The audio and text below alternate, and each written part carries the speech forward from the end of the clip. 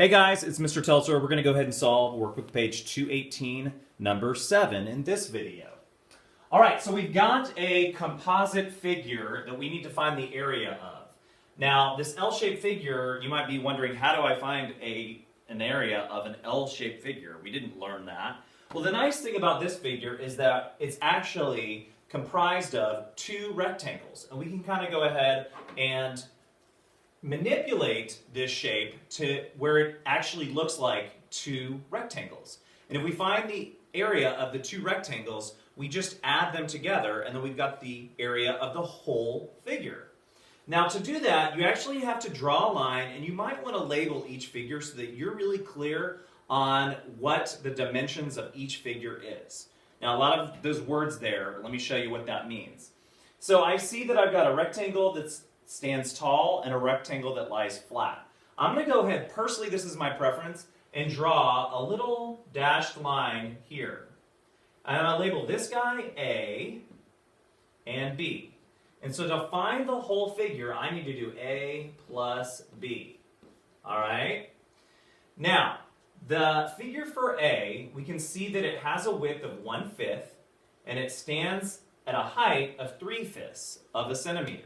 So all we have to do for A is do 1/5 times 3/5. Let's do that now.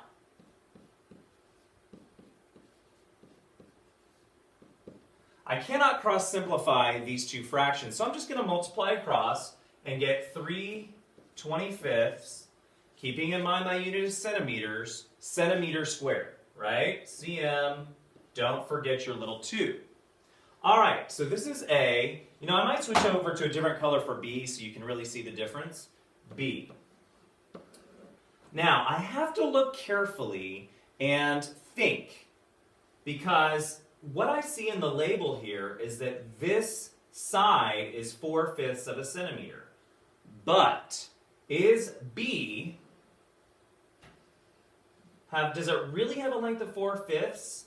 Or do we need to change something about the length? And I'm giving it away, but we need to change the length because we are not including this portion.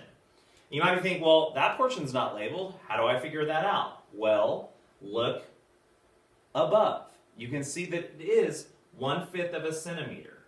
So I need to, for my length, do, for part B, 4/5 minus 1/5. And you can see that this side is actually going to be 4/5 minus 1/5 is 3/5. So B's length is 3/5, and its width is nicely labeled here at 1/5. So, this looks familiar. 3/5 times 1/5. Just like A, it's the same problem, right? I'm going to multiply across and get 3/25, centimeters squared. Now, I just have to add the two together. This is easy. 3/5 of a centimeter plus 3/5 of a centimeter, A plus B, will be 6/25 centimeters squared. So on these kinds of problems, you really have to pay attention to what your shapes are. Keep in mind that this side is 4/5, but B, we had to change the length. We couldn't just take 4/5 because that would be inaccurate. So keep an eye on that as you tackle problems 8 and 9 going forward. All right?